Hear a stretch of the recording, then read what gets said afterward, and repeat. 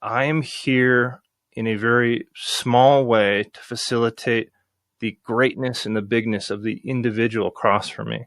It's very different to think about my PTSD symptoms not as something wrong with me, but something within me that's actually functioning how it's supposed to. It's just, it doesn't fit in the context anymore. Welcome to Veteran Voices, SITREP, with your hosts, Tom and Chris Faust.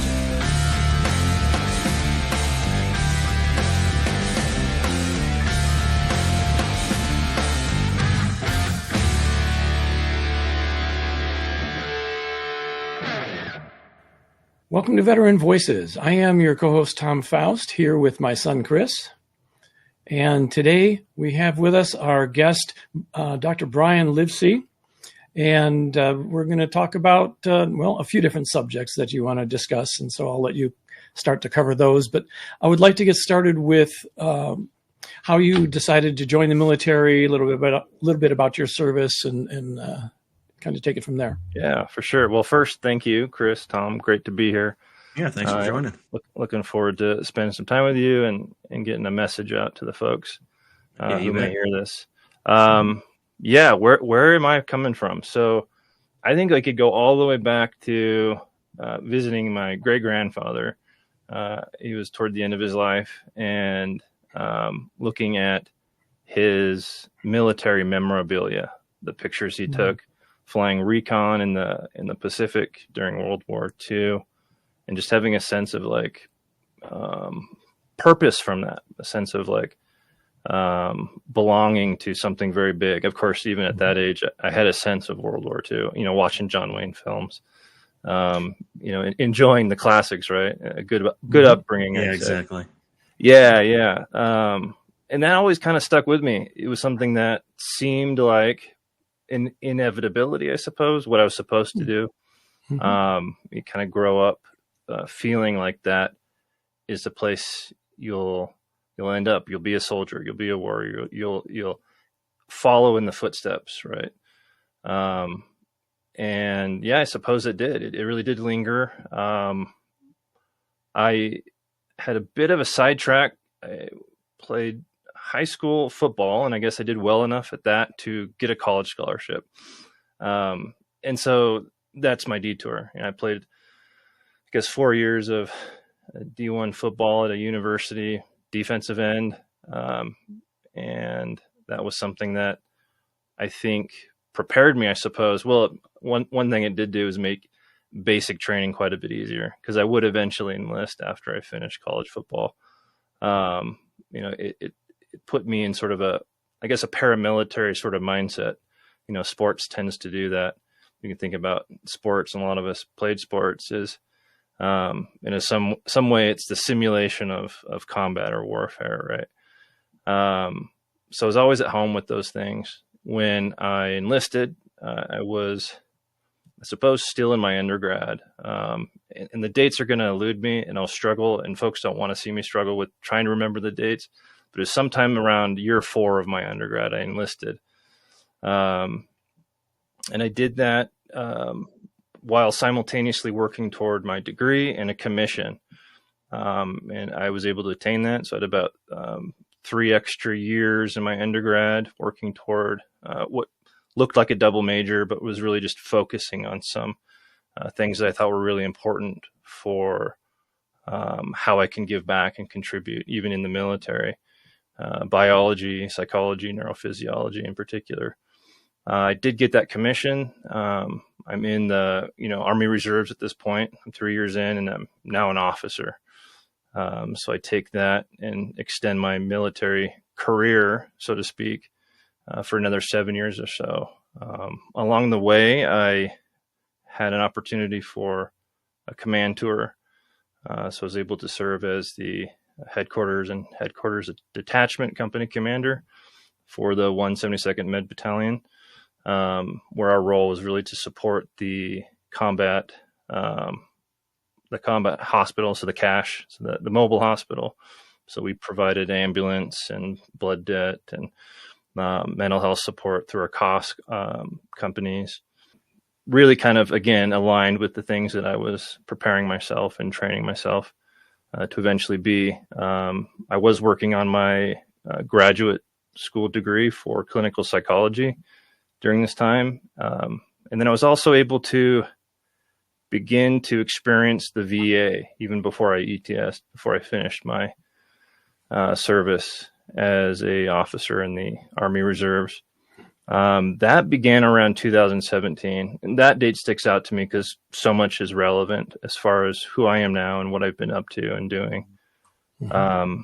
I was able to take a perspective into the VA as a provider. So at the time, I was this sort of graduate student in training to become a psychologist. I'd also be wearing the uniform on the weekends. And given my role as the company commander, I was doing quite a bit of work, something like an AGR, so kind of an active guard reservist role, though not officially speaking.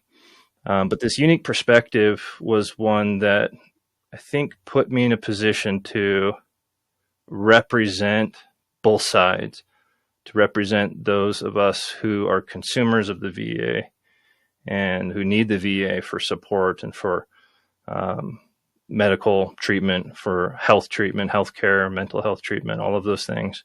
But simultaneously, I was being trained to be a provider of those things. That it was kind of a unique perspective. And I suppose I was always going to take that perspective of wanting to do everything I can to advocate for the service members who are, seeking these services from the VA. And being in a position as a provider was one where I could sort of simultaneously meet those needs, knowing what they are so well. There are some added benefits, I suppose, of the folks I'm working with. They find out and they either ask or they can tell. At times often wearing my military boots into the VA for work, while I'm wearing my cardigan, what have you. So it was a dead giveaway at times, but to be in that position of what they're receiving and what I'm being trained to provide and offer the service members as far as mental health care, I'm also very much aware of its limitations, those potential limitations, and to seek those out, to sort of suss those out. It kind of became a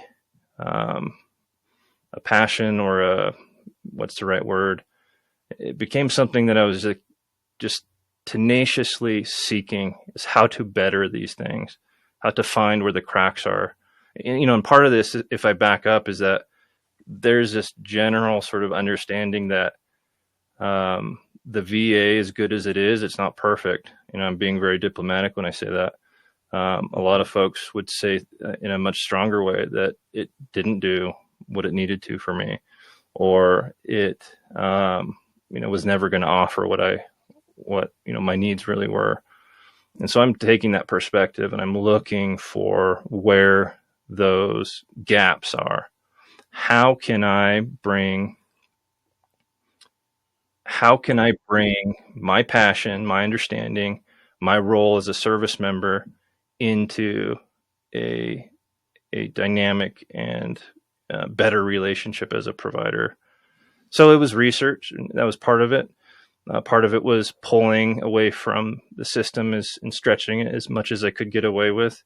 To be specific, there are ways that the VA sort of defines how, in particular, PTSD treatment should go. We've got evidence-based practices that are identified as better or the best, sort of this hierarchy of like, here are the recommended, start here and work your way down. And now within that, there's always this sort of latitude to use clinical judgment. So I took that little, caveat and said, I'm going to use my clinical judgment.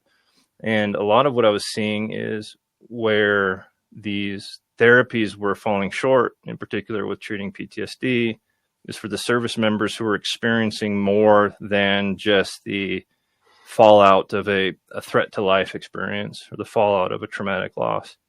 Mm-hmm. And so I began to sort of detect something, both in my one-on-one experience with veterans and providing care, but also began to research it and then look at it from a wider lens.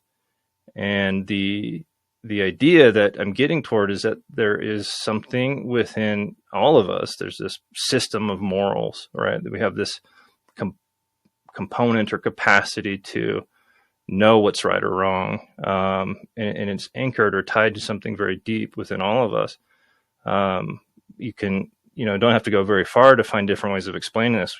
We have a soul. There's a spirit within us. There's something that's more than just some of the behaviors, some of the cognitions that seem to be so easily measured. There's more than that. And that's something I was running into and feeling like we didn't have a good answer for when the moral system was damaged. OEF and OIF provided a lot of opportunities to see how moral injuries could show up. And so that's what I was seeing, and that's where I was taking my sense of what I needed to be doing and really heading into something meaningful, something that I could really make and lay claim to. We've got to notice this more closely and treat it more seriously and conceptualize it as a real and dynamic thing and force of injury, like a threat to life would be. And so that was something I kind of took on early in my career. And that was, I guess at the time I used the designation or the date 2017. That was around the time where I had a sense of what I'd be doing next. And was it about maybe 2 years after that, I resigned my commission and said, all right, I'm going to be working in the VA and I'm going to be doing everything I can to bring something better, and that's going to be, whatever it needs to be. I'm going to be a vessel of this mission to figure out what the better is and to make sure that I bring it in every day, every moment of my practice, and then to promulgate it, to get it out there as best I can. Okay. Yeah, kind of. We see that it really, you kind of had an idea initially, like as you were getting closer of what you wanted to do. So, we can kind of see how it shaped your path of, working in the mental health thing. So when you ended your service, what was your transition out of the military like? Like, how did you handle all that?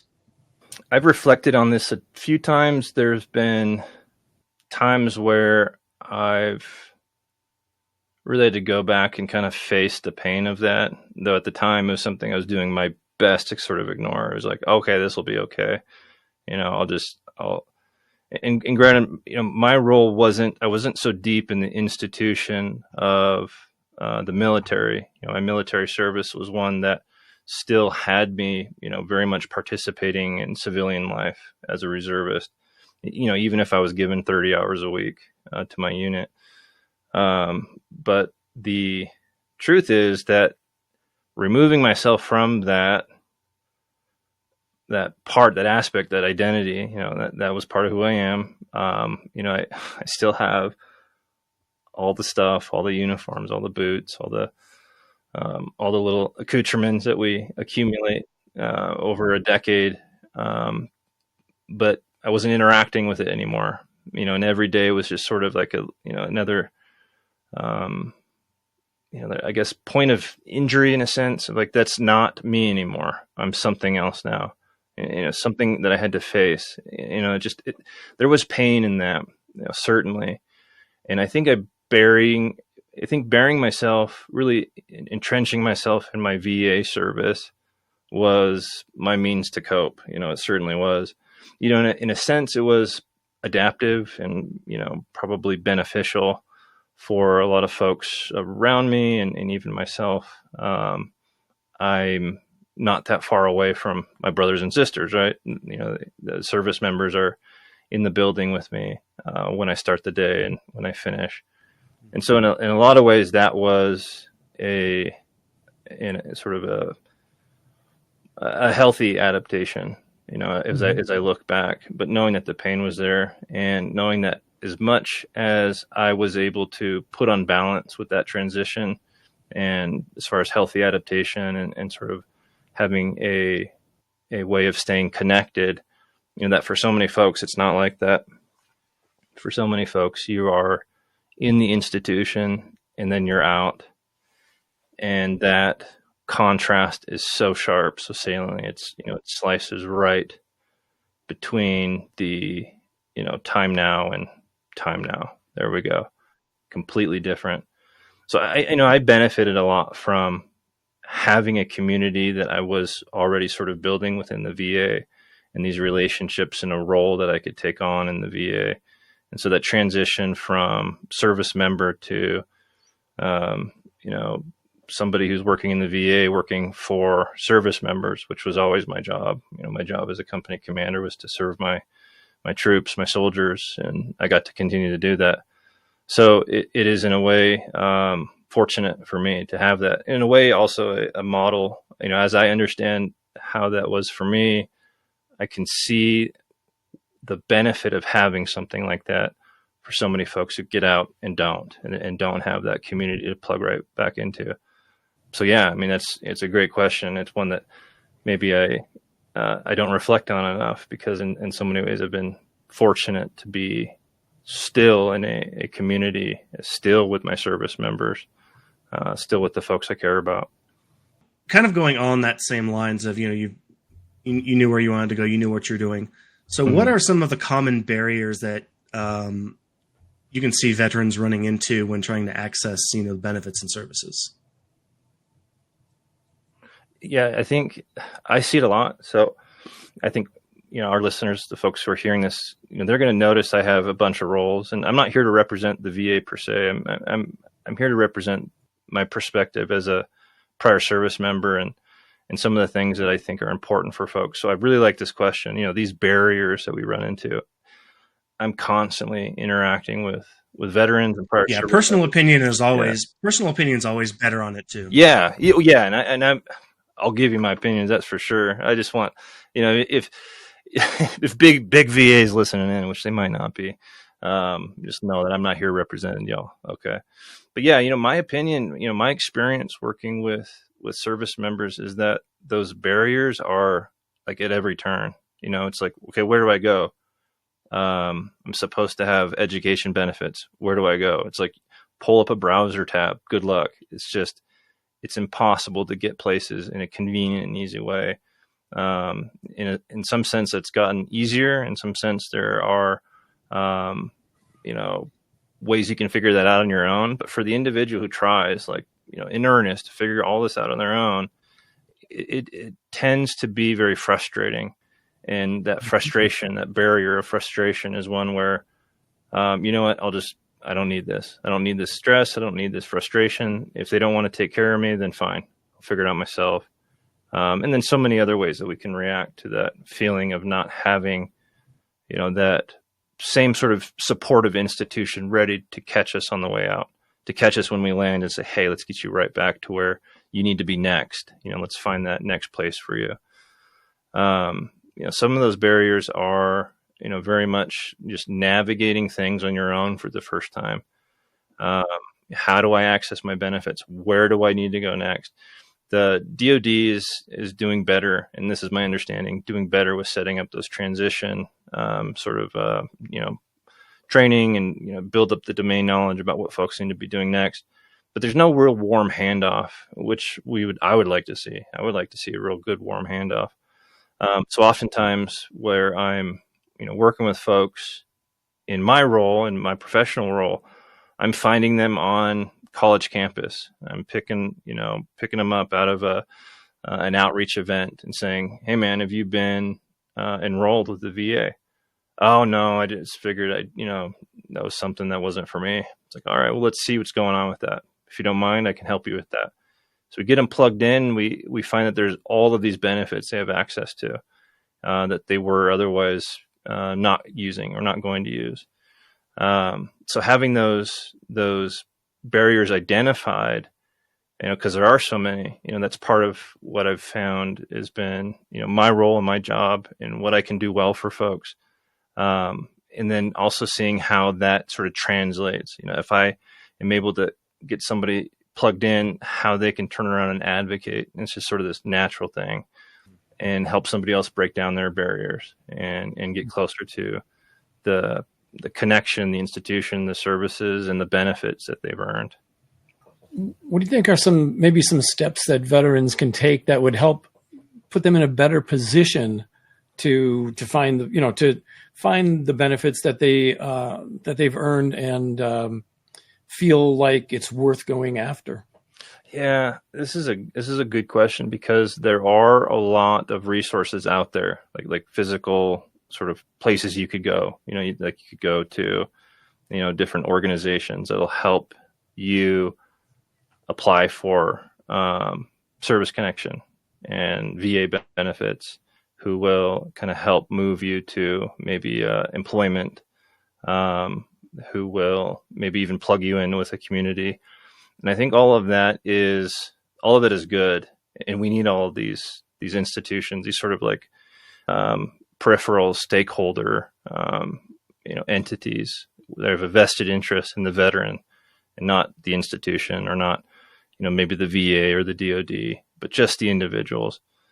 I would take it a step back, though, where I'm thinking about, and folks listening to this, is that we kind of have to start with a reflection on ourselves. So to recognize that I have something left to offer, some inherent value, even if it's not obvious anymore, even if I've been displaced from what I know and what I do well, and there's no clear, obvious, analog for me in the civilian world, to take a step past that and recognize that there is, beneath all of those skills, beneath all of that training, beneath all of that, high speed capacity to do a job well, is something of deep inherent value. And we have that. We all have that. You have that. You got to tap into that and say, okay, what is this thing within me that persists, that continues to have value, even if I'm not sure exactly how to manifest it? You need to plug into that and say, okay, let me take this value as my first step, this recognition that I've got more to offer. My journey's not done. The mission's not complete. It's just changed significantly. It's just very different. Okay. Now, first step, I recognize that I have all of that ahead of me. And I think that's really important for folks, because I think we have to have that sort of internal source of understanding of that value and that motivation and that energy to move forward. It can't just come from without. It can't just be good organizations and good people pulling me along. It's important for me to find that. And the order that people find that is always, their own journey. It's always unique. But that would be kind of my message to folks, is that wherever you are now, there's something within you that needs to be checked in with. And so can we plug into that value? Can we plug into that continued journey? There's something more for me to do. What is that? Okay. Yeah, that's really good stuff there. I know that you had a pre-interview with my dad, and so I was just kind of reading through that transcript and everything like that, just to kind of get a better idea of things. And in it, you had mentioned critical memory integration. Sure. Yeah. So can you tell us about your work with the critical memory integration, or CMI? And like what it is in a nutshell? Yeah.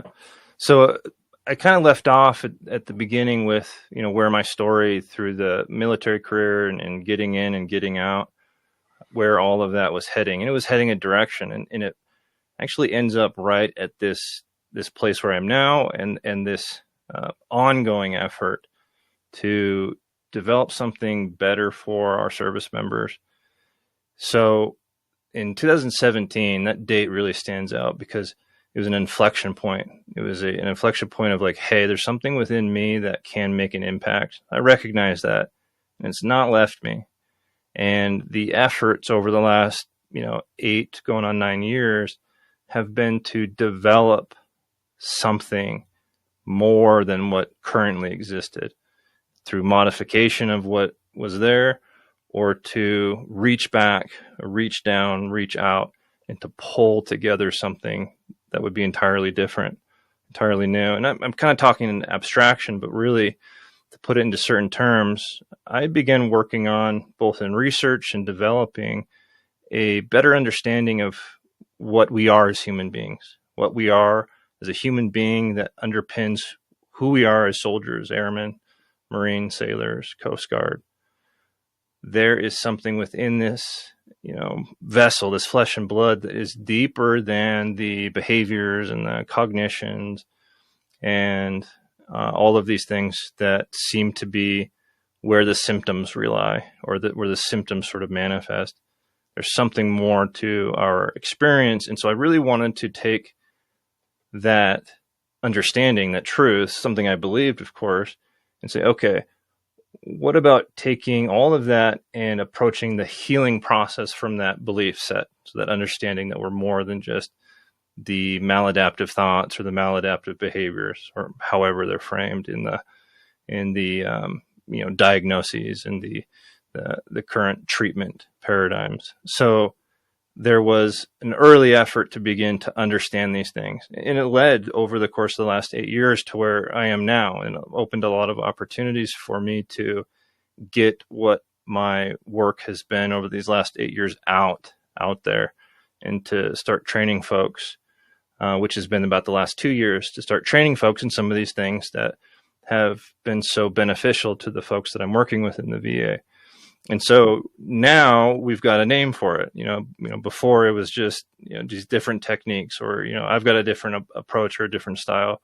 I'm going to engage with you a little bit differently than some of the mental health experiences that you've had in the past.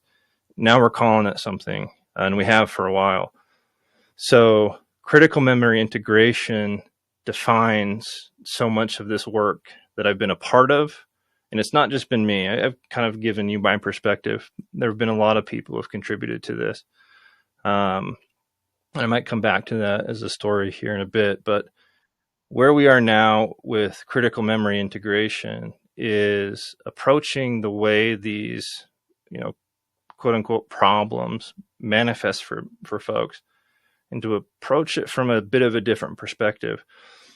For example, if I use the maladaptive thoughts and the maladaptive behaviors, right away I'm labeling something that folks might be thinking or feeling or doing as, maladaptive. There's a problem with it. There's something corrupted, perhaps, about this. It's a symptom of something that we diagnose. If I can look at that differently, if I can say, hey, maybe it's not maladaptive. Maybe all of those things that show up, that anger, or that reaction, that quick reaction, that feeling of being, isolated from everyone around you, all of these different things that show up, maybe they all serve a purpose. Maybe all of those things are either there to sort of represent a past or existing means or strategy or way to survive, or to be effective at your job, or to make sense of the world around you. What if they're all adaptive at their core, but they've just sort of persisted across time into a environment now that they don't really fit, so they create problems for you? The other thing noticing is that as these sort of adaptation persistence occur, that we try to work against them, or we try to channel them, or we try to suppress them, or we try to not have them manifest in such a significant way. So maybe if I drink, I don't get so fearful at the end of the day. Okay, there we go. Now I've got a strategy for managing this persistent adaptation, this persistent survival strategy. Well, we've created a solution to a problem, but in so doing, created another problem, and the original problem doesn't go away either. And so it's this sort of compounding effect that we see too, of our best efforts to solve a problem. That's awesome. It's amazing that we can do that without even really thinking it through. We can try to solve our own problems. And so many folks are doing that, but running into the sort of nature of it being ineffective, and how it continues to create those issues and those problems. So that's just kind of like a frame of reference for what's going on with folks. And right away, it's very different to think about my PTSD symptoms not as something wrong with me, but something within me that's actually functioning how it's supposed to. It's just, it doesn't fit in the context anymore. So now what? Okay, well, now we got to go in and engage with that stuff. It exists within the nervous system. It's in there within you somewhere as a sort of stored memory in parts of the autonomic nervous system in the body, in the limbic system, in our emotion systems, in our sensory systems. It may also be a function of what we've developed as sort of evaluations of ourselves after all of that. So these cognitions where we have sort of created a narrative about who we are in the context of all of these, so-called symptoms. And so we got to go and engage with all of those things. And CMI is set up to do that, not to have you think differently about all your problems, all of these difficulties, but actually to go down into the experiential domain of where these adaptations are, where these past experiences are, and to meet them on their terms from a place of deep connection with yourself, of profound agency and will to feel all of that and to engage with all of that. It's not happening to me anymore. I'm actually going back to find where it is. I'm going to find where it is, and I'm going to explore it on my terms. I'm using some, kind of like these narrative motifs in some way. Something like the hero's journey does a very good job of describing what we do in CMI. But at the end of the day, what we're really working toward is updating and modifying existing places in the nervous system. So changing those places that are not working, that are persistent in their efforts to be adaptive and to protect us and to keep us safe. We're going to those places, those locations in the nervous system, and we're making changes there. And that's very different than trying to build something else somewhere else in the nervous system, some other habit that might outcompete it, might outcompete this adaptation within us. So it's a very different approach. And with CMI, it's not that it's so unique or revolutionary in some of these broad concepts. There are other therapies that do endeavor to modify the nervous system, modify memory. Where CMI really stands out is the efficiency and the certainty of the role of both the veteran, as I work with veterans, and the mechanisms of action along the way. So we do stand out in how we deliver this kind of therapy, and it's been very effective. That's been my experience. It's been very helpful and very effective. Do you have a particular story of, anonymously, whatever, but of somebody where, how that's helped a particular situation? Yeah. So there's a veteran I was working with a few years back. He was Army. He was a helicopter pilot. I won't give much more details, but that's part of the story, his story, and it's relevant. One of the things that he was seeing me for was the diagnosis, PTSD diagnosis. And he had been through a lot of different kinds of therapies, and things weren't really moving for him. They weren't really advancing or progressing in the form of symptoms going down or these difficulties and well-being, points and measures of well-being in his life weren't really changing. Where he and I met in his life, he was kind of at a point of, I got to try this again because everyone's telling me if I don't, that'll be the end of it. They're fed up with things not working for me and for, the lack of change despite all my best efforts. So, he met me he's sort of in a desperate place. And that's often the case when I'm working with folks. They're in sort of a desperate place in their lives. One of the things that was very helpful for him early on was, now I'm a professional, right? I'm the doctor, I'm the PhD, et cetera, et cetera. But to take on the role of, no, I'm just Brian, at the very most, I might function as a bit of a mentor, but that's only very briefly. For you, you're going to be the hero. You're going to be the tip of the spear. You are going to have the compass. And I'm going to follow your lead as you suss these things out and work toward this healing, work into this healing process. And that's not really something he had experienced before. It's usually you sit down with a professional and they just tell you what to do. they're the benevolent dictator in the room, and I just trust that, I'll just trust that the therapist has all the answers, or enough of them, that, things are a little bit better at the end of the day. So right away, the relationship and the dynamic was different. And, that's something that I've made that change early in my career, that hang on a second, I cannot be the expert of these folks' lives. Mm-hmm. Of course, I don't know everything. And to take on that role of, I'm the one with all of the agency and all of the control and all of the expertise, in some way it kind of stands on their toes, or usurps their agency, usurps what they have to offer. I'm inserting myself in their journey and in their story. That's really how I felt about it.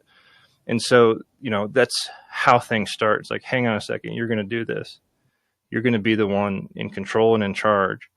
And so part of how I am able to maintain that position, that posture, is to constantly show up with curiosity, to constantly show up with this connection that I can offer.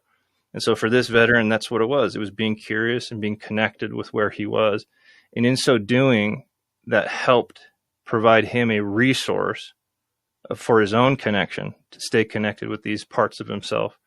When he's feeling all of those sort of somatic symptoms come back in, I'm there as a resource to sort of help stabilize his heart rate, his breathing, all of these things that happen when we're, moving into these more, arousal symptoms associated with PTSD.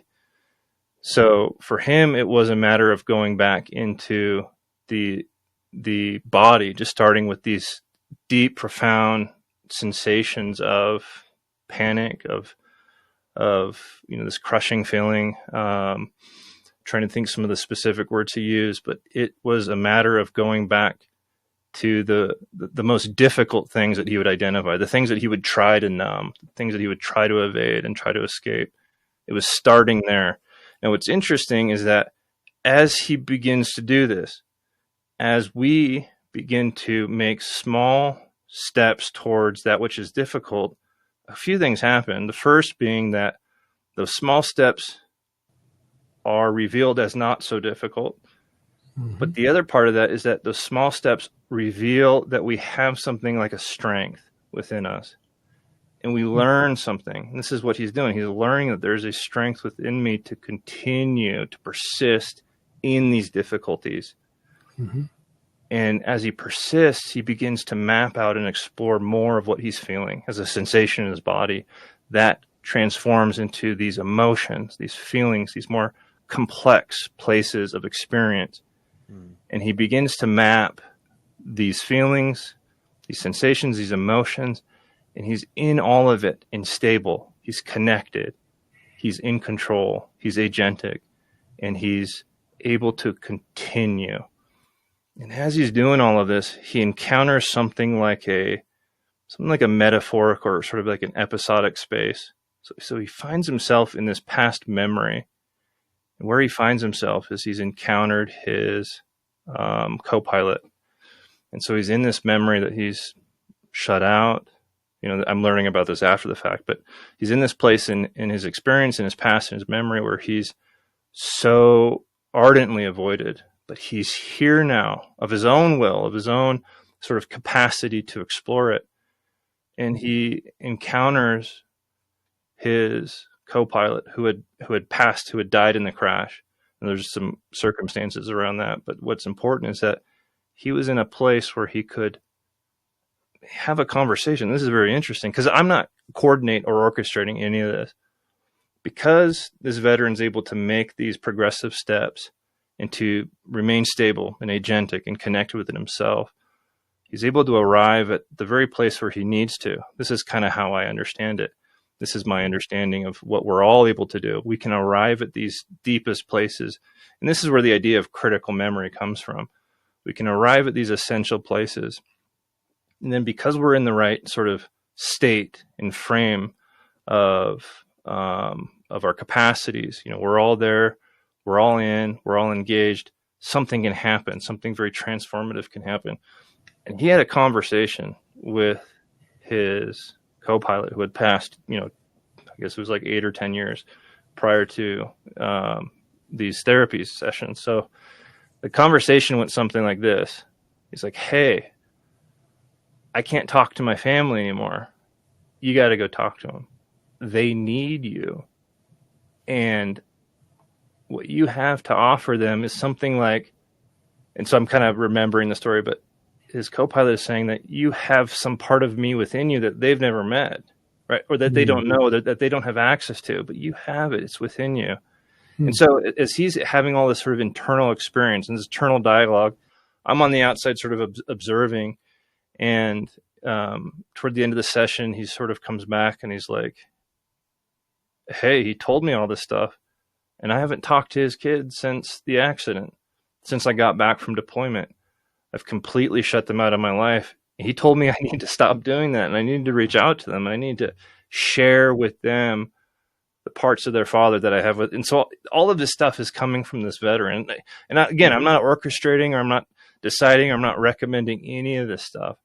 That's all there and available because he was able to, take on that role of the hero, to take on that role of, I'm going to engage this journey and discover where these, places and parts of me are that I've been ignoring or have had to shut out or have had to avoid or escape from on a daily basis.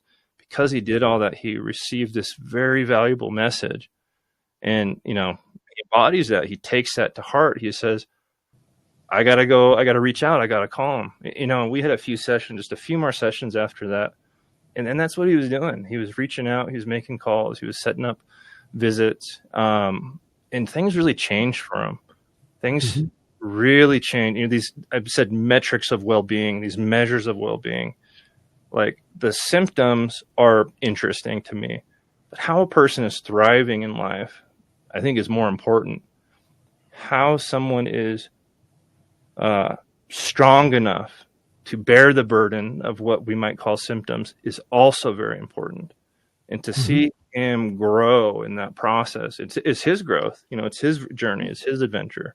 To see him make that growth and to see the ways his life was coming back together, the relationships, the connections with his kids and his wife, to see all of that and to hear all of that, it just stuck with me. It was a moment of humility for me too. It's like, again, reinforcing this idea that I've got a role, but it's very small. The role that the veteran had was massive, was huge. And that's the same sort of call to adventure we all have. Everyone listening, you've got that signal within you that's reaching out and saying, hey, there's an adventure down here. You need to have it. You need to engage with it. So again, it's really humbling to see, all the folks I work with, have that incredible capacity for growth and change. Blows me away every time.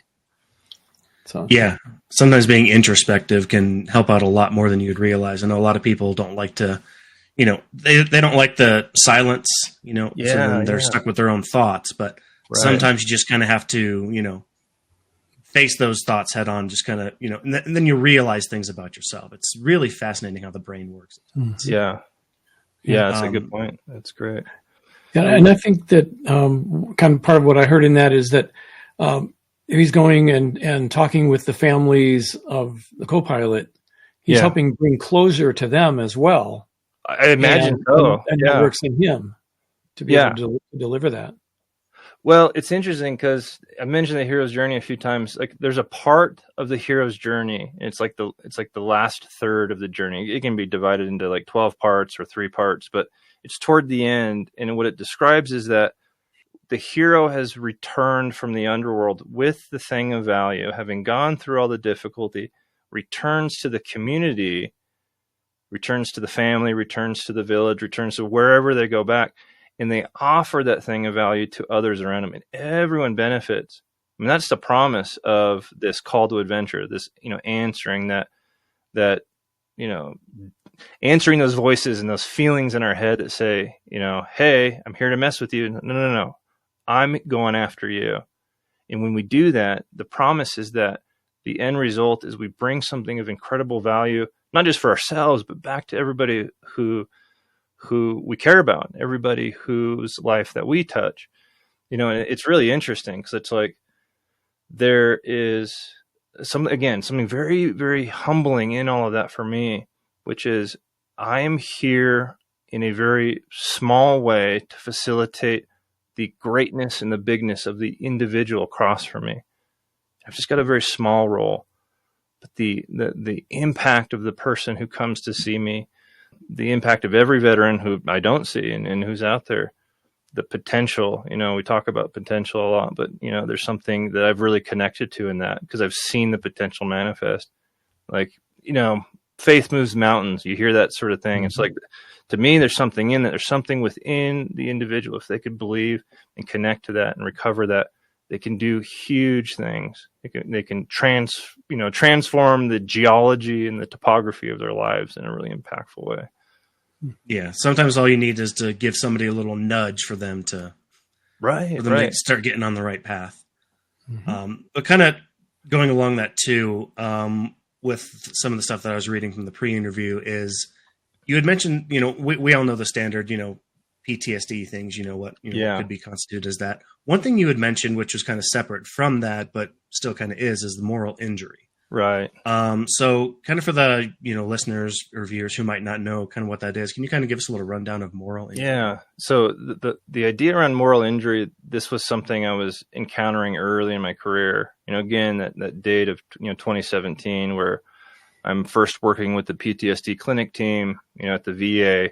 You know, I was traveling across the state, you know, across state lines to get to my externship at the VA. And, you know, all of those trips, all of that driving that I was doing was great opportunity for me to listen to another book on tape. And so I was really accumulating a lot of really good domain knowledge about the profession I was getting into, and in particular this externship that I was a part of, learning everything I could about trauma, and listening to all of the new stuff. And one of the things I was seeing is that this person's pain in front of me doesn't really seem related to the fact that bullets were flying at them, right? It doesn't really seem related to, you know, some of the loss that they described from their, other service members. I mean, that's there, that pain is there, but it doesn't really seem to be what's driving the majority of their hurt, of their injury, of the dysfunction that's kind of the fallout of these things. And, you know, just to kind of share and offer an example of what I was noticing. Do an intake with a veteran, talks about all of these firefights, all of these threat to life experiences he had. What bothered him the most was that when, you know, he had to fire a shoulder mounted AT-4 is what we call it. So it's a, you know, anti-vehicle weapon system. Fired it into a building, hits the back wall. The firefight stopped after that. They go and they clear the building, and what he discovers is that the insurgents had a family in there. Okay. So for him, the difficulty was the civilians who were killed in that incident and his role in that. Now, he can justify his role in all that. You're supposed to do it. He was given it, you know, an instruction from his senior NCO to do exactly what he did. He followed his orders, rules of engagement. You know, everything is, you know, technically speaking, correct, and yet and justify it, and yet the pain is still there. Okay, it turns out that there's something that's more fundamental than our rules of engagement. You know, there's something more than these sort of constructs around us, and this is that moral system I mentioned a while back. And so when this veteran sees the results of his actions and his behaviors and this engagement, and the whole system is dead children, that's what stayed with him. And this injury, this pain, this moral pain persisted. And that's what was driving everything that was difficult for him thereafter. And so I'm recognizing this early on, like, this is different than what the DSM says, you know, Diagnostic and Statistics Manual. This is how we diagnose folks. How we say, oh, well, this is a disorder. So what this veteran was experiencing is not in this book per se. It's not in there. It's not defined. And yet it seems to be what we need to focus on. It seems to be where we need to go. Okay, well, what does the treatment say to do? Well, the treatment says, in these treatments, what they say to do is that we got to let the veteran know that he's thinking about that wrong. He's got to change the way he thinks about that. And I think about that for a bit, and even offering it to somebody like, well, what if you just sort of justified all of that by saying you were following orders? It doesn't work. The part within us that holds those moral systems sort of rejects these notions, these ideas, these thinkings outright. It says, no, there's something more fundamental. Dead children is always wrong, for example. And it's like, how do you escape that? That is in there. It has to be sort of encountered, or it has to be engaged with in a very different way, in a way that these therapies, these evidence-based practices that are supposed to be the best that we have to offer, they just miss the mark in so many ways. And so it's up to the therapist to say, okay, we gotta take a look at what's actually causing the pain for the individual, and maybe modify things. And so for me, it was a matter of understanding what the moral injury is, and just to give like a finer point on the moral injury idea. So I'm looking at a book over here on my shelf. We go back to Vietnam. There's a clinician, his name is Jonathan Shea, and he's working with some of these Vietnam era soldiers. And he's noticing that there's more going on than the shell shock, right? And what he was noticing is that there's a lot of difficulty folks were experiencing, and a lot of symptoms that were around this idea of betrayal. And so we began to really pay more attention around what betrayals were there and how it was showing up and how people are reacting to experiences of betrayal. And so we began to develop this idea, and this is where the term moral injury first started, back in the 70s, I guess it was, with Jonathan Shea, Dr. Shea. And he came up with this, early definition of, these are moral injuries are derived from these experiences of betrayal by authorities. They hold legitimate authority, and it might be something that, they put me in a position that was compromised, or they made it, a call that was clearly the wrong one, and it caused more harm than good. He also noticed that there was a lot of betrayal around the way Vietnam veterans were coming back, experiencing the rejection, the betrayal from the culture at large, the community, the civilians around these veterans. And so they're experiencing betrayal from both sides. And so he's really noticing this idea of moral injury in this context. Now you go fast forward to about 2009, though it was sort of advancing over the years. But 2009, a paper came out by a guy named Brett Litz, a clinician, and he expanded the definition to include those violations of deeply held moral beliefs for actions that we either do or don't do. So inaction. So things that we don't do. So things that, to see something happening that is wrong and not be able to stop it, that can create this moral pain and this moral injury.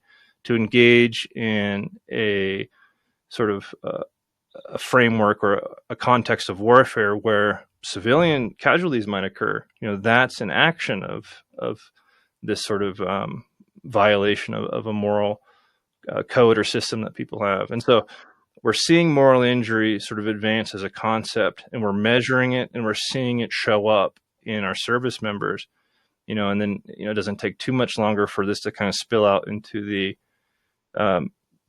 private sector, the civilian sector, and our public servants who are here, working for our police department, fire department, that sort of thing. Mm-hmm. And there is a very clear evidence for moral injury showing up in their day-to-day work. And so moral injury has, as a concept, done very well at sort of spreading out and legitimizing itself, and it's becoming better understood. And maybe at some point it'll be reflected more officially in some of our diagnoses and that sort of thing, but that's not my concern, I suppose. Until then, I'm very much an advocate for folks understanding what moral injury is, to recognize that so much of the pain and suffering that we experience as a result of our time in the service, being in a wartime area and deployment, and how the way that maybe threat to life doesn't really impact us, but it was those other things that I can't talk about. That's legitimate. That's important to recognize, and that's important to seek help for.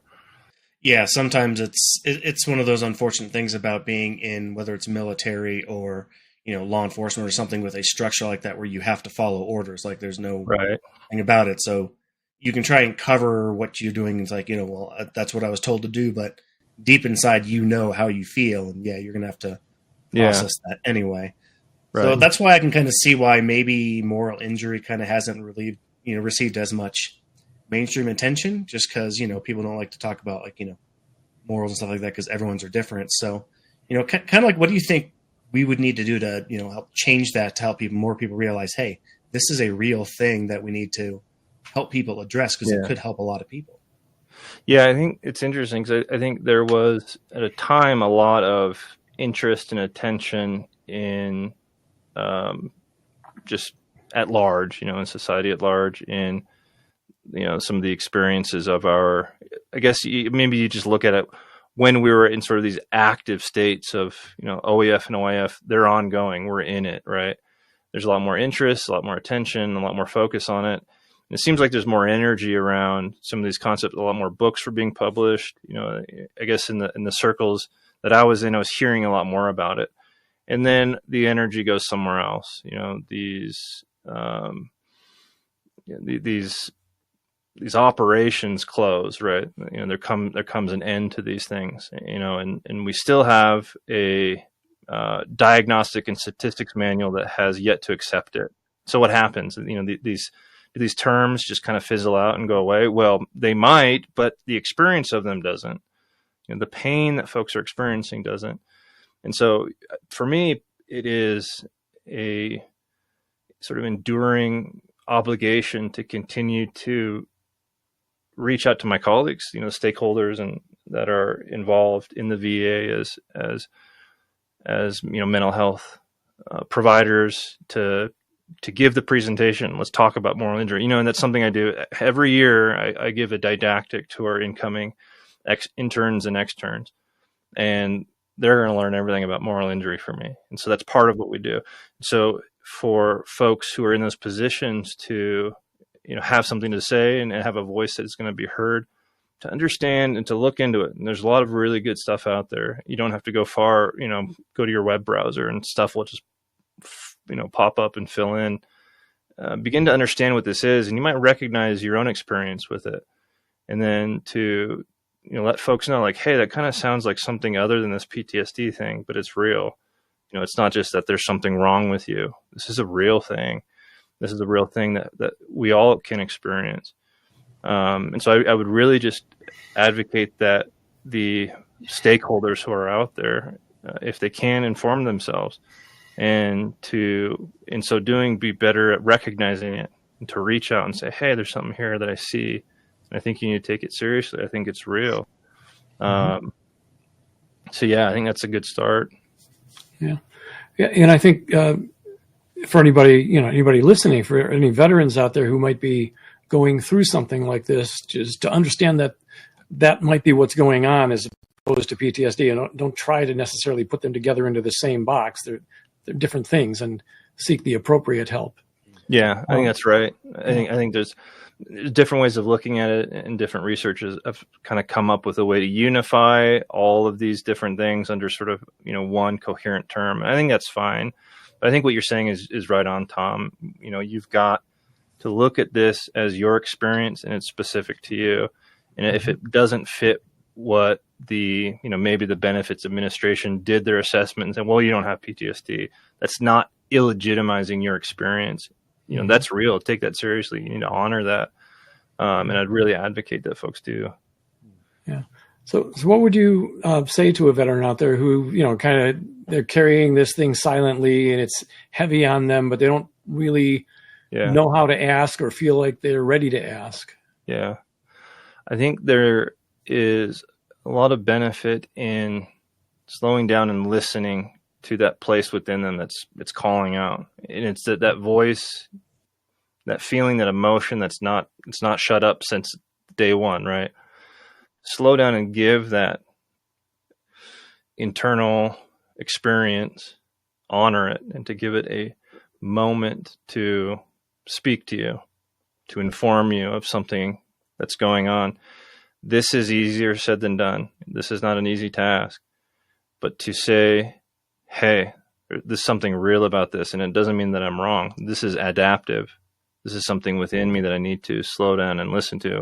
I mean, if we have a moral system, let's call that important, right? If that exists, and we can measure it in different ways, I believe it does. If there's pain that's originating from that, it needs that moment to be honored and sort of connected with. And so, that's just the first step to be. Go ahead, Chris. Yeah. No. You were going ahead. There was just a little bit of a pause in there, and I was like, "Oh, okay, I can jump in." You're gonna jump in. Yeah. Well, and just to take that first step is so important, because what it does is it sets up the second step, which might be reaching out to a battle buddy and saying, hey, can I talk to you about some things I've been feeling? Right. You got to pick and choose who you talk to and who you open up to. But I think it's important to try that. If you don't have, if you don't have a therapist, that's fine. I'll tell you the best therapy is, around the campfire, right? Or at wherever you go, wherever you find yourself. Good therapy is with good connection. That's what I believe. I think connection is more important than, the sort of technical components of therapy. I think it starts with that connection and ends with that. Find somebody you can be safe and connected with and just explore these ideas. They don't need to give anything to you. They're just a place and a resource for you to stay connected as you explore it in your own sort of internal world. That's really important. I think if folks can do that, even in a small way, they begin to sort of engage this process that will iterate and that will begin a healing, and that will sort of get them on this track of wherever their journey may need to take them next. Yeah, what that kind of also can circle back a little bit into the whole critical mind thing is sometimes all it takes is vocalizing what's going on. Oh yeah, for it to start. Your brain is thinking, oh, okay, I didn't really think about that, because once you vocalize it, it's kind of like out there in the world. So instead of like, thinking about it, or, like you're actively saying, okay, it's out there. And now you're being forced to kind of start going in the right direction too. Right.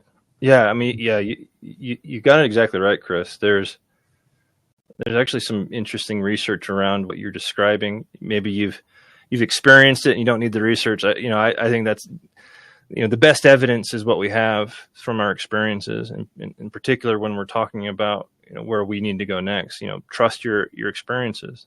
Rely on those things. Connect with those things.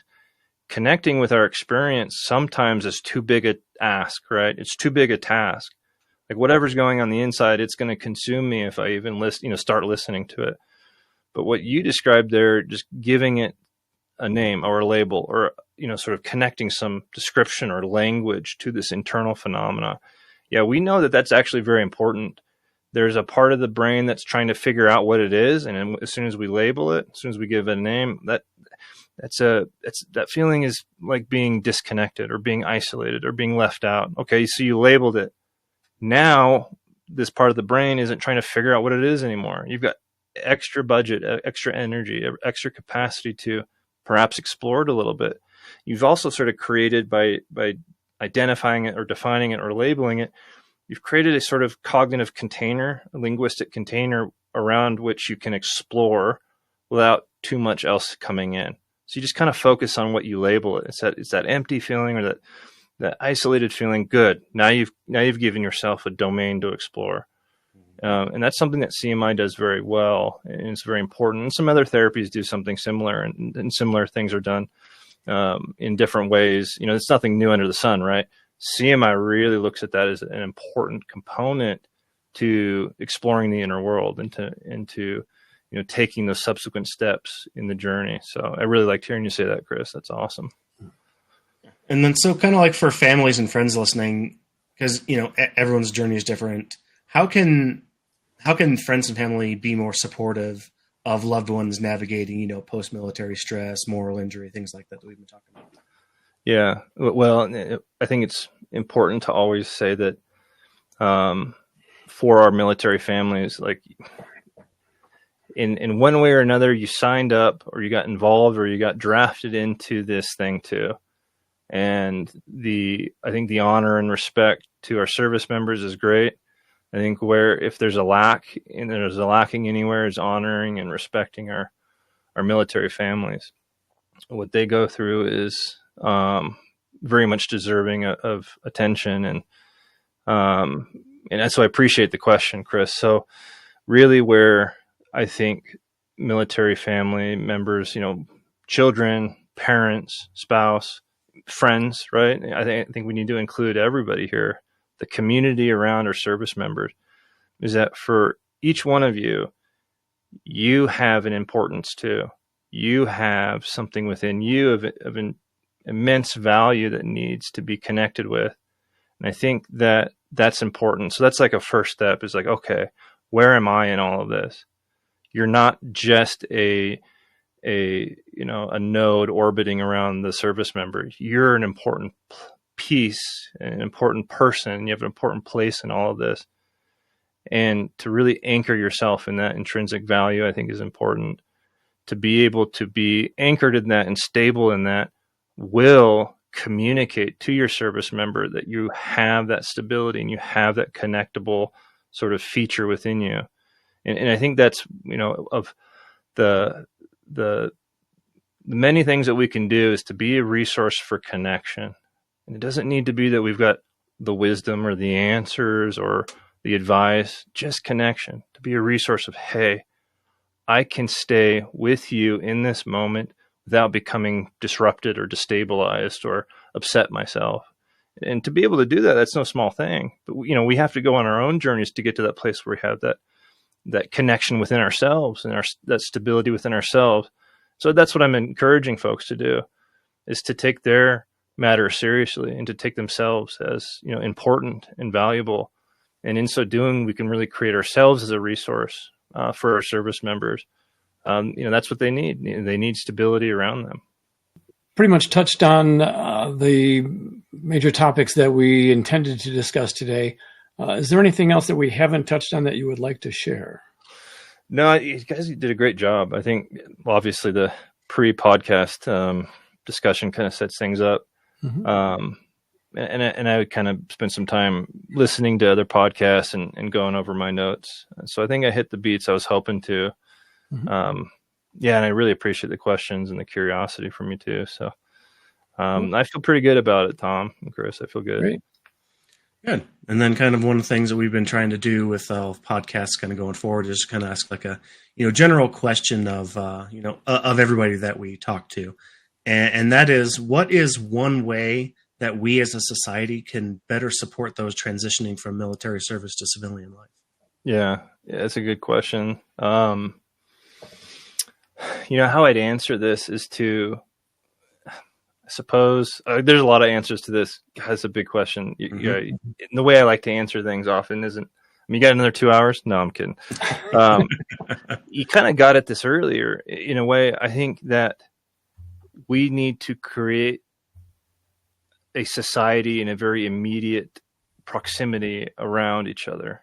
Society shouldn't be this thing that we can't reach to the left and right and grab all of it. Now, that's kind of how I feel. I know that's not how the definition is, but in as much as it pertains to me and is important to me, the society needs to be those things that I can directly interact with and connect with. And so in some ways it's like not leaving it up to the unknown sort of mechanisms that are beyond our hope or control. Mm-hmm. It's to create that society and that community. And I guess really that's kind of the next best term, wherever we are. And you can take that and sort of iterate on it. And it's like, at some point you end up right back with the individual. So for everyone hearing this, is like, you're a node in this community, in this society. And so it really is up to you. It's not up to anybody else.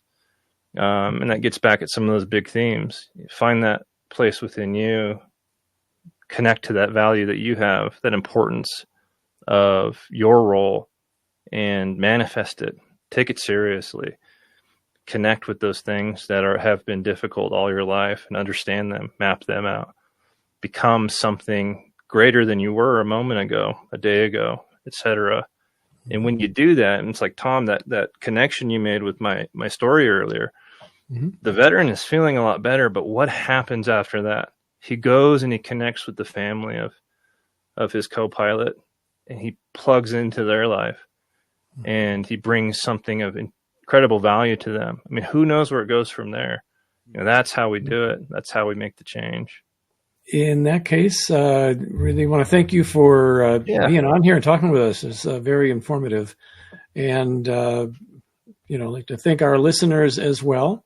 We really do appreciate anyone who takes the time to listen to us, watch this. Hopefully it helps either yourself, or if you know somebody, pass the information along, because that's exactly why we do this, is to hopefully get something out there, to know that there are resources, there are people out there that have gone through things, that want to help you. There's resources. So if this helps you, if you enjoy it, click like, subscribe, do what you need to get the word out. And thank you very much for taking any time that you do to help us out with this. Talk to you in the next episode. The next one. All right. Bye.